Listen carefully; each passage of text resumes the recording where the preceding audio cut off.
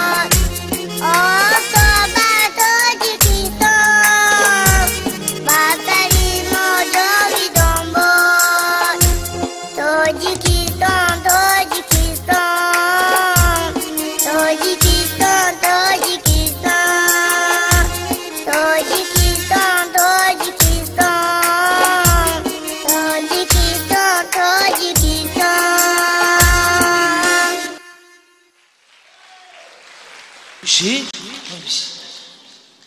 یک خرسکی جگرش بزنیم بسیار خوشی خان ولی نصیب با سرود داری؟ چند تایگه؟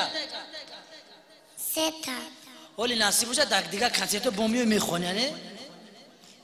بله چند ساله ای؟